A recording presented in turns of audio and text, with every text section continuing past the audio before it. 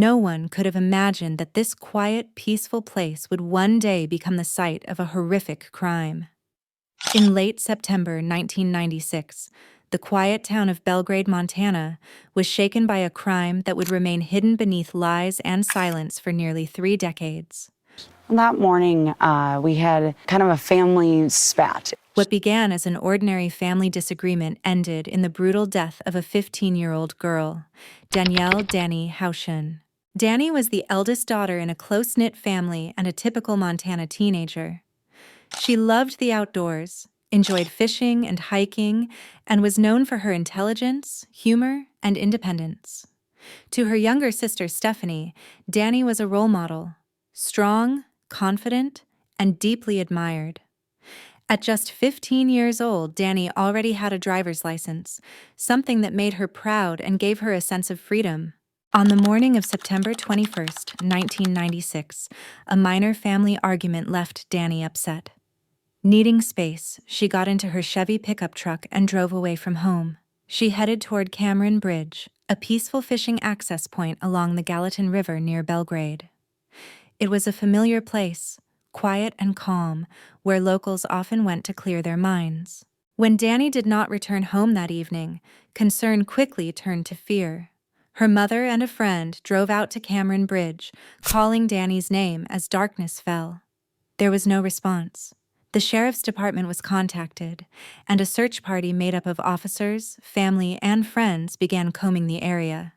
As night deepened and visibility worsened, the official search was called off for safety reasons. But later that night, 2 family friends refused to stop looking. Armed with flashlights, they returned to the area and followed a path near the river. In the dense brush and mud, they found Dany's body. She was lying face down in shallow water. The news devastated the Houchen family. At first, Dany's mother believed her daughter would still be found alive in the morning.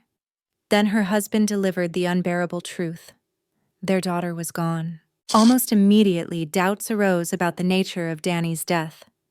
She was an experienced outdoors person, strong and healthy. The water where she was found was shallow and calm. Many found it difficult to believe that she had simply fallen and drowned. One of the first deputies on the scene, Keith Farquhar, would later say there was nothing about the location that suggested an accident. Despite these concerns, only 2 days after Dany's body was discovered, authorities released a statement that stunned her family and community. The sheriff's department announced that Dany's manner of death was undetermined, but suggested she had drowned accidentally. They stated there were no cuts, no bruises, and no signs of foul play. According to officials, she may have tripped and fallen. The explanation made no sense to Dany's family. Still, in 1996, families were often kept in the dark. Critical information was withheld, and the case was quietly classified as an accident. What the family did not know was that the autopsy revealed water and mud deep in Dany's lungs and stomach. They were not told about bruising beneath the skin on the back of her neck, injuries to her body, or evidence suggesting sexual assault. When Deputy Farquhar attempted to report a doctor's opinion that Dany could not have died accidentally in such conditions, he was dismissed and ridiculed. Within 3 months, he resigned from the sheriff's department. For years, the Houchen family lived with unanswered questions. The pain of losing Dany was compounded by the lack of truth. Stephanie, in particular, never stopped believing that her sister had been murdered. Years passed. Stephanie grew up, built a life of her own, but the questions never stopped. She repeatedly contacted the sheriff's department, asking for information, pressing for transparency. Most of the time, she received silence. Detective Sergeant Matt Boxmeyer of the Gallatin County Sheriff's Office took a renewed interest in the case. As he reviewed the original files, he quickly realized that the family had been given very little information back in 1996. Key evidence had never been fully explained to them, and some details appeared to contradict the public narrative. Boxmeyer came to a conclusion that the family had suspected all along. Danielle Houchen's death was not an accident. He told the family plainly he believed Dany had been murdered. Stephanie demanded access to the autopsy report and crime scene photographs. What she discovered was devastating. Contrary to what authorities had said in 1996, Dany's autopsy revealed that she had mud deep in her lungs and stomach, indicating she was alive when forced underwater. There was subcutaneous bruising on the back of her neck, consistent with someone holding her head down. She had suffered vaginal injuries, and semen was found in her underwear. There were scratches and signs of a struggle, showing that she fought back. The conclusion was unavoidable. Dany had been sexually assaulted and suffocated, her face held down in the mud until she could no longer breathe. For Stephanie, the revelation was overwhelming. The grief she had carried for decades exploded into anger. Not only had her sister been brutally murdered, but the truth had been hidden from her family. In 2021, Dan Springer became sheriff of Gallatin County.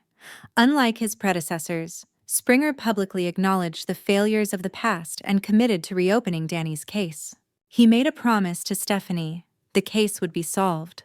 To do that, Springer brought in an outside investigator with an unusual background, Tom Elfmont, a retired Los Angeles Police Department captain with decades of experience in homicide investigations. Elfmont had worked some of the toughest cases in the country. Known for his relentless determination, he agreed to take on Dany's case with one condition: he would pursue the truth without compromise. Elfmont began where the original investigation had faltered: the evidence. He reviewed every document, every photograph, and every item preserved from 1996. Clothing that Dany had been wearing when her body was found was sent back to the Montana State Crime Lab, this time using modern DNA technology. A partial male DNA profile was recovered from semen found in Dany's underwear. However, when compared to the National Criminal DNA Database, there were no matches. Rather than stopping there, Elfmont took a more advanced approach: genetic genealogy. He enlisted C.C. Moore, a leading investigative genetic genealogist known for solving hundreds of cold cases using family tree analysis derived from DNA. Moore needed a stronger DNA sample to work with. Elfmont discovered that 4 male hairs found on Dany's body had been preserved for nearly 27 years.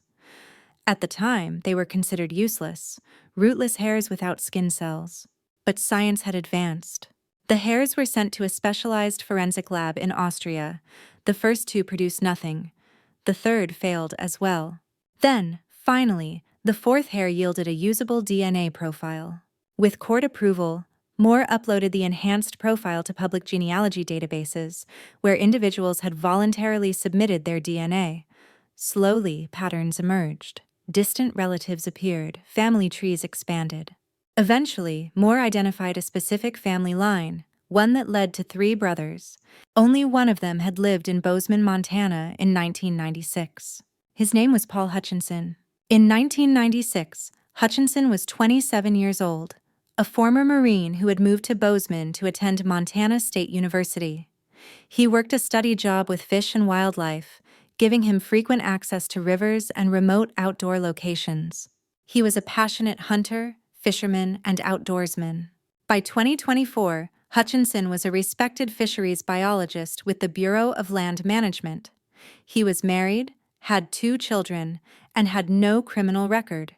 To everyone who knew him, he seemed quiet, reliable, and unremarkable. That, investigators believed, was precisely how he had gone unnoticed for decades. On July 23, 2024, Elfmont and another detective traveled to Dillon, Montana, where Hutchinson worked. Wearing body cameras, they approached him under the pretense of asking questions about river-related cases in the region. Hutchinson agreed to speak with them and even invited them inside his office, an invitation that allowed investigators to proceed without reading him his Miranda rights. As the conversation progressed, Hutchinson became visibly nervous. When shown a photograph of Dany and asked about Cameron Bridge, he acknowledged familiarity with the area and even remembered the specific road leading to it. He denied any involvement, but his behavior told a different story. He was sweating, shaking, and repeatedly attempted to distance himself physically from the detectives. When the interview ended, surveillance teams followed him. He drove erratically, at high speeds, making sudden turns. Investigators believed he knew the truth was closing in. Just 12 hours later, Elfmont called Stephanie. His voice was heavy. "Stephanie," he said, "he's dead." Paul Hutchinson had driven to a remote location and called the sheriff's dispatch line, claiming an officer needed help. When deputies arrived, they found Hutchinson dead from a self-inflicted gunshot wound. He was 55 years old. Shortly afterward, his DNA was officially matched to the evidence from Dany's body. The statistical probability was 10.7 trillion to 1. There was no doubt. Paul Hutchinson was Danielle Houchin's killer. Hutchinson's death meant there would be no arrest, no courtroom confrontation, no sentencing. For Stephanie, the news was complicated. There was relief, but also frustration, grief, and unanswered questions. Chief among them, were there other victims? Investigators believe it is possible. At a press conference, Stephanie publicly thanked Sheriff Springer and Tom Elfmont for their dedication. Then she spoke words that stunned the room. She accused the sheriff's department in 1996 of lying to her parents and betraying their trust. Former Sheriff Bill Slaughter admitted that information had been withheld but denied intentionally lying. Official reports, however, confirmed that injuries had been present on Dany's body, facts never shared with her family. Years earlier, half of Dany's ashes had been scattered on a mountaintop overlooking the Bridger Range. Nearly 30 years later, Stephanie returned to the banks of the Gallatin River to release the rest. Standing where her sister died, she imagined Dany's final moments. The sudden terror, the fight, the realization that she would not survive. The pain never fully disappears. But this time, there was truth. This case was about Danielle Houchin, a girl whose life mattered, whose voice was silenced, and whose story was finally heard. Danielle's murder serves as a reminder of the cost of investigative failure and the power of persistence. It shows how justice delayed is not always justice denied, and how truth, no matter how long buried, has a way of resurfacing.